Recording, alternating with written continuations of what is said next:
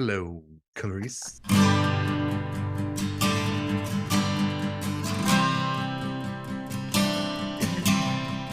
We are going to do a great topic today, dear beer friends. We're going to do a second part of the one we started a mere whenever we played this ago. It's 11 incredible historical coincidences. Jay only included 9 because 2 were stupid. And in defense of Jay, which is me, There ain't no defense of him. there's probably actually only 8 that were actually any good. But that's 6 of one, half a dozen of the other. But let's talk about, or is it 50 cents of the other? How does that? I think it's half of one, can't hear the other. Okay. So when last we left off, we were talking about strange coincidi throughout the history of humanity and history of histories. And now we're going to get down to the last 1, 2, 3, the last 4. Ooh, Shane, we're going to yes. get down to the last 4. Wow. I think we can do it. We can do it. Yeah. And a toast. So, because I was inspired for a new toast by thank God. the first part, by last week's round. All right, let's do it. So, Shane, Yes. would you like to start off or would you like to? I will do that. Okay.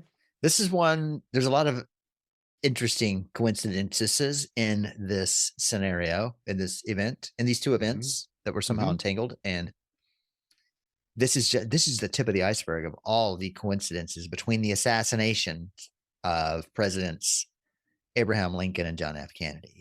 May I interject something or ask something here? Is it Yes. just the tip of the Well, iceberg? I don't know. I've never seen an entire iceberg, so I couldn't tell you. Okay. I mean, it could have. I mean, when you get under the surface, maybe it's all the way in the water. I don't know. It could be all the way in. Mhm. And I just hope they get it out on time. But both of them, among other eerie, strange coincidences, are we allowed to say coinkydinks on this show? No. Yeah. Both were shot on a Friday while sitting beside their wives, which is awful, tragic. And they were both succeeded. The vice presidents were both named Johnson. Now, were they together when this happened? No, they were not. In fact, okay. Lincoln was in John Wilkes Booth Theater. Was that the name of it? Yeah. Sorry. No, that's insensitive. Sorry. I heard other ones like their secretaries were like similarly named or something. I've heard a lot of very eerie, strange coincidences when it comes to the story of the assassinations of Abraham Lincoln Assassinations. and John F. Kennedy Jr. Yeah, I think when his Lincoln's assassin ran from the theater, where he killed him in the theater, everybody knows that, ran from the theater to a bookstore or something to do with books. And then, of course, what's his name? Ray Wiley Hubbard. Why isn't his name? Oh, you mean Wilkes Booth? Oswald. Yes, and then Lee Harvey Oswald shot him from the book Suppository. Sorry, Suppository, and then ran to a theater. So kind of a reverse. That's a good point. And then he later founded that great establishment in Dallas called Lee Harvey's, which is fantastic for wine, beer, food, drink. Well, maybe not wine, but beer, food, drink, and live music. Lee Harvey's.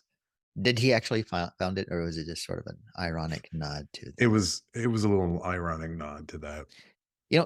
Speaking of suppositories, I was having this issue one time, and my doctor prescribed me some suppositories, and I took them all. And you know what?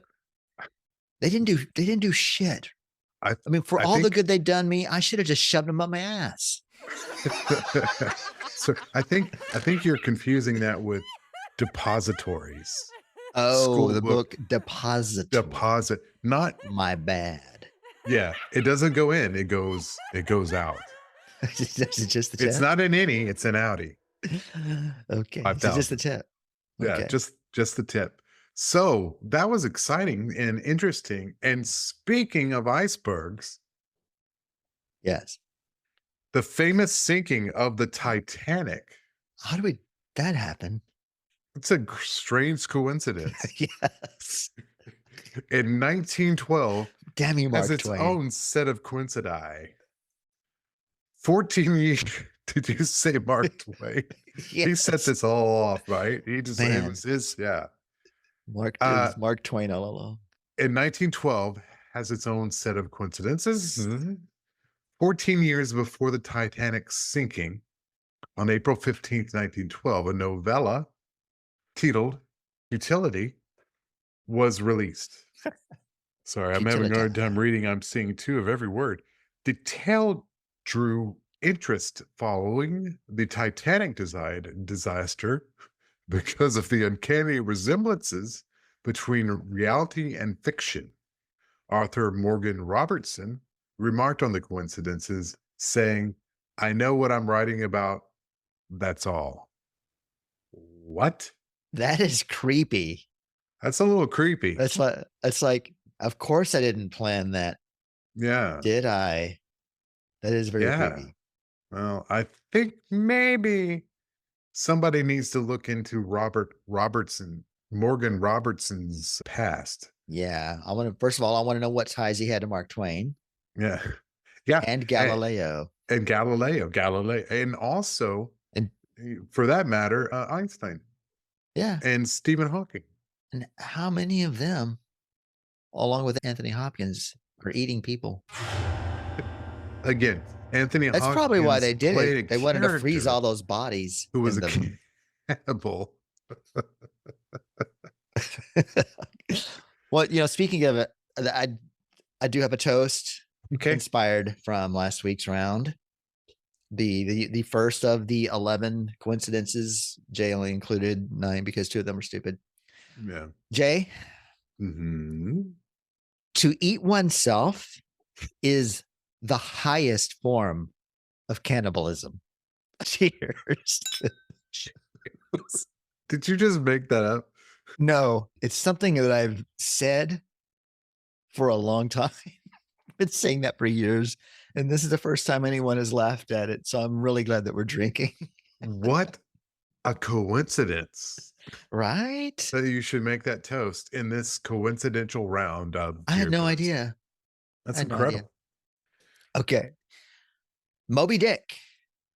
Hey. Not the song by Led Zeppelin, but the Herman Melville novel. Supposedly, it was always believed. Well, it was always believed that it was just fiction, maybe based on a legend, which I didn't know that. It was recently discovered that Herman Melville was inspired by the sinking of a real life whaling ship. And it was called the Essex. And it was attacked by a sperm whale in 1820. Why are you laughing at sperm? I don't understand why you're laughing. Sorry, it's not funny. Who named them that? Come on. Grow up. Was it Darwin? Well, I mean, did it take down the whole ship or was it just the tip? The sperm whale, he pushed it into an iceberg where Mark Twain was waiting with Einstein's leg. Okay. You know what? Another. Come on. We're digressing. And then, like 200 years later, a coffee shop opens called Starbucks, which remarkably enough is the same name as one of the characters from Moby Dick. It's true. I didn't know that. Yeah. Yeah, it's true. It What was the character's name? Starbucks. Oh, Starbuck. yeah. Not Starbucks, but Starbuck. Which incredibly, who knew? In the early 80s, was also the name of a character on a television show that was a ripoff of Star Wars called Battlestar Galactica. That is true. Which coincidentally was redone years later with a female actress playing the role of Starbuck in Battlestar Galactica. And that female actress is Katie Sackhoff. Yes. You met her, didn't you? I met her. And that's why I brought that Okay. Or you just waiting for me to ask yourself? Yeah. Yep. You know what Yeah, you know what really I'm surprises me yeah. about all of this, the whole thing? I didn't even know Mark Twain liked coffee. I think that's really what it's all about. I mean, when you get, I think he planned the whole thing Yeah. I mean, because if he he wanted to open these coffee shops. yeah, I He's think like, you're right. Yeah. people are gonna drink the Frappuccino, or I'm gonna start killing founding fathers. He was a forward-looking, intellectual, witty author. He did like I think. Fords. Yeah. I think Yeah. he pretty much only drove the F-150. And finally, the last but likely the most unhilarious of the 8, 9, 8? Did I say 8 or 9? 9? Lost count after Einstein. Shane, during World War II, Oh boy. thousands of Allied troops were trapped on the beaches of Dunkirk. France with no way to escape. I'm sorry. I'll go back to this. Trapped on the beaches of Dunkirk, France, with no way to escape. However, according to the Imperial War Museums, over 800 civilian boats arrived and rescued over 300,000 soldiers in what became known as the Miracle at Dunkirk. This remarkable event has been compared to the biblical story of Moses parting the Red Sea, and many believe it was true. Now, I don't know if many believe that it was true about the Moses and the sea thing or the Dunkirk miracle, but either way, I think that's a stretch. Is this what the movie's about? No, Dunkirk, the Christopher not Nolan movie. not as far as I know. Okay, I've never seen it. I want to see it. Oh, it was great. It was a great movie. Wow. Okay, Because like at let's the do the very math end, then. like when it looked like all hope was lost, Moses came in and parted the sea so all the boats could come pick him up. It was fantastic. Oh, I see it now. Okay, and yeah, I mean, this is going to be before a lot of the.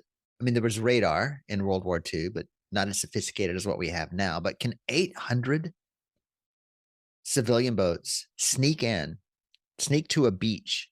And they're probably not going all the way to the beach. Maybe there were dinghies or rafts or something to get, like from the coastline to where these ships were. But 300,000 soldiers. That Yeah. And I just did a quick calculation. Calculate.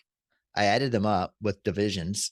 That's assuming each boat only made one trip, and it could have been that the boats made multiple trips. That's 375 people per boat. So that's some decent sized boats, right?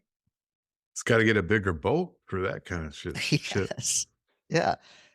And not to mention all the sperm whales out there just taking out ships left and right. Well, just the tip though. But that is quite, and now I want to look more into this. I want to see where the boats came from, how far they had to take the soldiers. Because then, can you imagine? I mean, that would be pretty scary. You're going to rescue these soldiers, knowing that if you get caught, you're going to get bombed out of the water. I think I know how all this. I think I know how it happened. I think they received a message from Mark Twain, letting them know that from the they needed to future. be there to pick that up. To pick them up. I think that's what it was. I can't be sure, but what I can be sure of is that was the last of our round. But I want to end this on a quote from our good friend Mark Twain, who once said, "Truth is stranger than fiction, but it is because fiction is obligated to stick to possibilities. Truth isn't." Nice. Cheers. And that is why there's no Santa Claus. I mean, Sanity Claus. Wow. Yeah. That was a good list. I wonder if there are more that we could find and I'm sure there are. have other astonishing I keep saying astonishing, but it's incredible historical coincidences. Yeah. Well, you know what? If there are more, What? we're going to find them and we're going to do a Mhm. round on them and we're going to toast to cannibalism. You can count on that. And Again, our hope for the new what? not a cannibal. He just played one. Okay, whatever.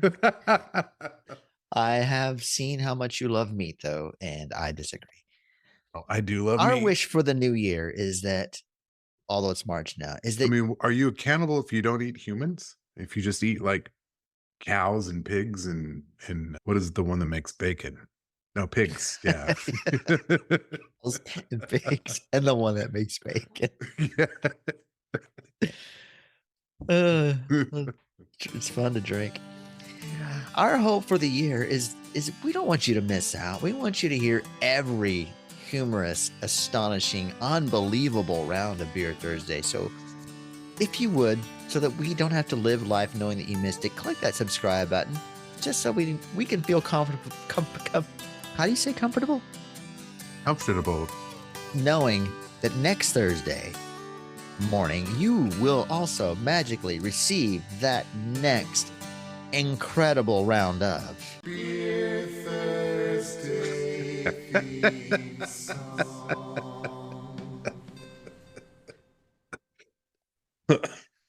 I need another drink.